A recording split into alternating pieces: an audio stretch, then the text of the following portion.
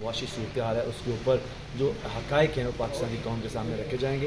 اور ایک جو بڑی شدت کے ساتھ ایک یہاں پہ جھوٹ اور ایک فالس پروپیگنڈا کیا جا رہا ہے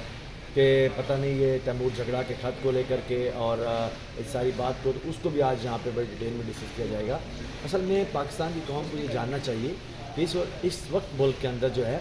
وہ جو سیاسی ایک حالات ہیں وہ کوئی نارملائز نہیں ہے۔ پاکستان کے اندر بحران معاشی نہیں ہے، پاکستان کا بحران سیاسی ہے۔ آپ دیکھیے کہ جب اس حکومت کو، جس کو عمران خان صاحب لیڈ کر رہے تھے، جب ایک امریکی سازش کے بعد یہاں سے نکالا گیا تو پاکستان کی اکانومی جو ہے وہ 6% سے گرو کر رہی تھی، 6% سے گرو کر رہی تھی، جو کہ کرونا کی بعد کی صورتحال میں پوری دنیا میں ایک چشم کشا قسم کے نمبرز تھے۔ اس کے باوجود امریکی سازش کے بعد اس حکومت کو جب ہٹایا گیا تو پاکستان کی اکانومی تو بہترین تھی، اسی اکانومی کو 6% پہ لے کے چل رہے تھے، یہیں پہ ریمیٹنسز ریکارڈ تھی، اسی کی جو ایکسپورٹس تھیں وہ پاکستان کی تاریخ کے ریکارڈ تھیں۔ اسی حکومت اور اسی حالات میں عمران خان صاحب نے اور ان کی ٹیم نے فیصل آباد کے اندر آپ کا جامد جو معاشی صورتحال تھی اس کو ایکٹیو کر دیا۔ تو آج آخر کیا ہوا ہے جگہ جگہ پاکستان کے اندر؟ یہ پاکستان کی قوم بھی یہ دیکھ رہی ہے، سوال کر رہی ہے کہ ان 4 مہینوں کے اندر اس قوم کے اوپر کون سی افتادان ٹوٹی ہے کہ وہی معاشی جو 6% کی رفتار ترقی کر رہی تھی آج وہ جو ہے وہ کلیپس کرنے کے قریب ہے۔ لیکن مسئلہ صرف ایک ہے، جب آپ سازش کے بعد ایک الیکٹڈ حکومتوں کو ہٹاتے ہیں، جس معاشرے جس قوم ملک کے اندر جو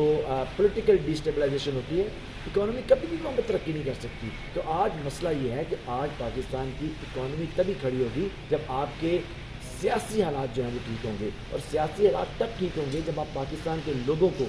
ان کی جو حق ہے ووٹ کا استعمال کرنے دیں گے، اور وہ حکومت آئے گی جو صحیح معنوں میں پاکستان کے لوگوں کی ریپرزنٹیشن ہے، نہ کہ وہ حکومت آئے گی جو پاکستان کے اندر سامراج کی ریپرزنٹیشن ہے۔ تو یہ ایک چھوٹی سی بات ہے، اسی کے اوپر اندر بات ہوگی، اور ہمارے جو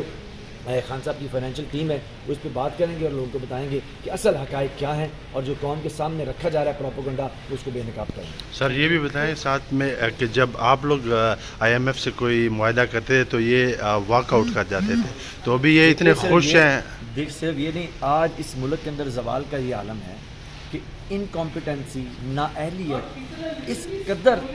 جو ہے آن دا پیک ہے کہ یہ لوگ، آپ دیکھیں سوشل میڈیا بھرا پڑا ہوا ہے ان تمام تقاریر سے، ان تمام باتوں سے۔ جب یہ آئی ایم ایف کو جو ہے وہ گالی دیا کرتے تھے، آئی ایم ایف کو ایک زہر قتل کہا کرتے تھے، آئی ایم ایف کی اس ڈیل کو جو ہمارے دور کے اندر ہم نے لی اس کو پاکستان کی اکانومی کو گروی رکھنے کے مترادف کہتے تھے، کہتے پاکستان کو آئی ایم ایف کے آگے آپ نے لٹا دیا ہے۔ آج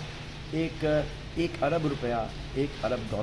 وہ جو آپ کو ملا ہے وہاں سے، اور وہ 4 مہینے کے منت ترلے کے بعد آپ نے ساری پاکستان کی اکانومی کا بیڑا گرک کر دیا۔ کسان بدحال ہے، آپ دیکھیں کہ بجلی کے بلوں کا دیکھ لیں کیا حال ہے، انسان کے لوگوں کے چولہے نہیں جل رہے ہیں، اس ڈالر کدھر چلا گیا ہے، روپے کی کیا بے قدری ہے۔ اس سارے سینیریو کے اندر یہ $1 ارب لے کے تو سمجھ رہے ہیں ان کو 17 امتیاز دینا چاہیے۔ تو مسئلہ یہ کہ جب انسانوں میں شرم ختم ہو جائے نا، ایک حدیث کا مفہوم یہ ہے کہ اب تم شرم نہ کرو پھر جو چاہے کرو، تو نون لیگ جو ہے نا وہ اس کا پیکر ہے، بالکل نمونہ ہے کہ جب آپ کو شرم نہ ہو تو پھر آپ نون لیگ بن جائیں۔ Thank you.